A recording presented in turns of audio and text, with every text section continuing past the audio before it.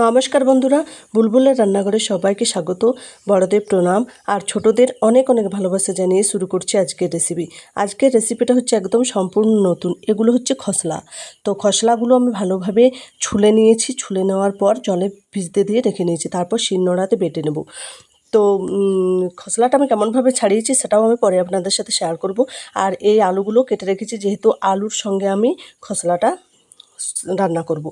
তো আমি কড়াই বসিয়ে দিয়েছি, কড়াই গরম হয়ে গেছে। কড়াইতে দিয়ে দেবো সর্ষের তেল। সর্ষের তেলও গরম হয়ে গেছে। তারপর কেটে রেখেছি পেঁয়াজ, এরকমভাবে লম্বা লম্বা করে কেটে রেখেছি। তো কেটে রাখা পেঁয়াজগুলো দিয়ে দিলাম। কেটে রাখা পেঁয়াজগুলো ভালোভাবে লাল লাল করে ভেজে নেওয়ার পর আমি কেটে রাখা আলুগুলো দিয়ে দেবো। তারপর আলুগুলো ভালোভাবে নেড়ে চেড়ে মিশিয়ে নেব।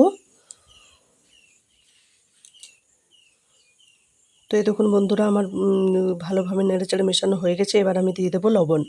আমি কিন্তু হলুদ ব্যবহার করব না। এবার আমি দিয়ে দেবো লবণ। লবণটা দেওয়ার পর আমি দিয়ে দেবো জল। জল দেবো যেন আলুগুলো সেদ্ধ হয়ে যায়, সেই রকম জলটা দেবো। এবার আমি একটা থালা ঢাকা দিয়ে দেবো।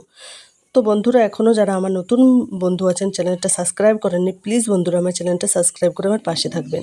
আর খসলাগুলো হচ্ছে বন্ধুরা আমাদের বাড়ির। তো এই দেখুন আলুগুলো মোটামুটি সেদ্ধ হয়ে গেছে। আমার খসলাটা আমি বেটে রেখেছি, এনেছি, সেটা হচ্ছে খসলাটা দিয়েছি আর কাঁচা লঙ্কা আর দিয়েছি রসুন। আপনারা চাইলে শুকনো লঙ্কাও দিতে পারেন। তো এই দেখুন বন্ধুরা, আমি খসলাটা দিয়ে দেবো। খসলাটা দেওয়ার পর ভালোভাবে নেড়ে চেড়ে মিশিয়ে নেব। তারপর একটু জল দিয়ে ফুটিয়ে নেব।